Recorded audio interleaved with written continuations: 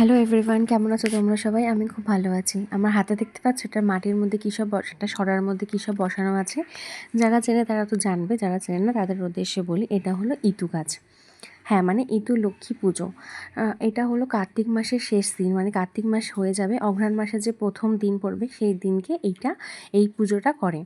আর দেখো, আমি ছোটোবেলা থেকে এই পুজোটা বেশি দিন করিনি, মানে যবে থেকে জ্ঞান হয়েছে তাও আমি 10 বছর হয়ে যাবে হয়তো এই পুজোটা আমি করছি। অনেক দিন ধরেই আমি পুজোটা করি। এটা আমার করতে ভীষণ ভালো লাগে। পুরো 1 মাস ধরে আমি করি পুজোটা। মানে পুরো অঘ্রাণ মাসটা রোববার করে এরম ব্রত কথা পড়বো, ফল মিষ্টি দিয়ে ঠাকুরকে পুজো দেবো। যে নিয়মটা আমি মানি সেইরকম আমি আমার মতো করে করি। দেখো, অনেকে আলাদা আলাদা নিয়ম মেনে চলে। আমি আসলে দেখে দেখে এটা শিখেছি। মায়েরা ছোটোবেলায় দেশে গ্রামে করতো, কিন্তু আমি শিখেছি এটা অন্য একজনের কাছ থেকে। তাকে দেখেছি, দেখে আমারও মনে ইচ্ছা হয়েছে, তারপরে করেছি। এটা না হয়তো কচু গাছ লাগে, কলমি শাক লাগে, নানচিড়ে বলে একটা শাক গাছ আছে, সে মানে শাকের মতো, সেই শাকটা লাগে। তারপরে শুশুনি শাক লাগে, আর হলুদ গাছ লাগে, আর লাগে হচ্ছে শুশুনি শাক, মানে 5 রকম লাগে, 1 2 3 4 5, হ্যাঁ 5 রকম লাগে। আর কলমি শাক লাগে, আর হলো হিঞ্চে শাক লাগে। তাহলে এই শাকগুলোকে গোল করে, ওগুলো বাজারে কিনতে পাওয়া যায়। এখন অনেকেই ইতু গাছ, মানে এই পুজোটা করে যারা, তারা খুঁজলে পেয়ে যাবে, এই দিনকে বিক্রি হয়। আবার অনেকে মানে মাসের শেষ দিনটাও করে। তো আমি এটা পুরো সপ্তাহ করি, মানে পুরো মাস করি, আর সপ্তাহে রোববার করে এটা পুজো করা হয়, ইতু লক্ষ্মীর পুজো। এই পুজোটার মধ্যে এই যে গাছগুলো দেখতে পাচ্ছ, এটা ওই একটা নতুন সরা কিনে আনি, সরা কিনে এনে ঘট বসিয়ে পুজো করি। আমি প্রতিবার একটা ঘটেই পুজো করি। তাহলে এবার আমাকে একজন বলল যে ঘরে যতগুলো মেয়ে থাকে তাদের জন্য উদ্দেশ্যে একটা করে ঘট পাততে হয়। তাহলে আমি আর আমার মেয়ে, তাই জন্য এবারে ওকেও পাশে নিয়েছি পুজো করার জন্য। এবারে আমি 2টো ঘট পেতেছি, নাহলে প্রতিবার আমি আমার জন্য একটাই ঘট পাতি। তাহলে ইতু লক্ষ্মীর একটা ঘর হয়, এটা হচ্ছে লক্ষ্মী ঠাকুরের পুজোর মতোই হয়। এই যে ফুল লাগে, আর গাঁদা ফুল লাগে, মানে গাঁদা ফুলে পুজো করলে যেহেতু এই সময় ফুলটা পাওয়া যায় তাই জন্য।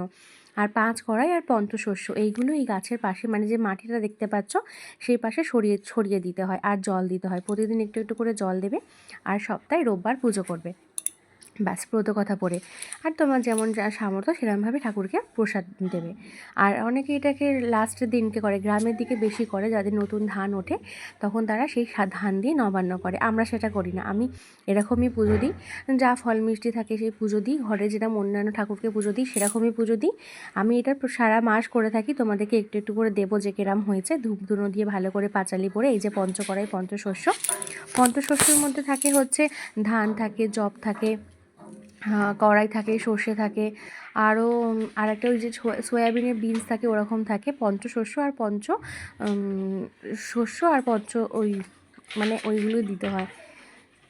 আর তার সঙ্গে পাঁচালি পড়ি, আর পাঁচালির শেষে পুজো দিতে হয়, ঠাকুরকে জল অর্পণ করতে হয়।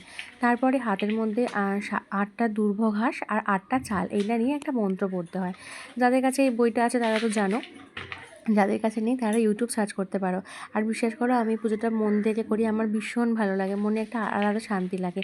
এটা হলো 1 মাস ধরে, যখন দেখবে না এক গাদা গাছ হয়ে গেছে, অনেক গাছ হয় এর মধ্যে, যখন গাছ দেখবে তখন মনটা খুব খুব ভাল লাগবে। ঘরের ভেতরে রোদের জায়গায় করলে বেশি ভালো ওঠে গাছটা, কিন্তু ছাওয়াতেও হবে। তোমরা করবে, তোমাদের নিশ্চয়ই ভালো লাগবে। আমার তো খুব ভাল লাগে, আমি এটা করি, প্রতি বছরই করি, আমার ভীষণ ভাল লাগে। আর পুজো আগে হচ্ছে স্নান টান করে ভালো করে শুদ্ধ কাপড়ে তুমি ভালো করে পুজো দিয়ে নেবে, তারপর তুমি নিরামিষ খেতে পারো। দেখো, আমি আমার মতো পুজো করি, আমি আমার ভক্তি ভরে আমার মনে থেকে পুজো করি।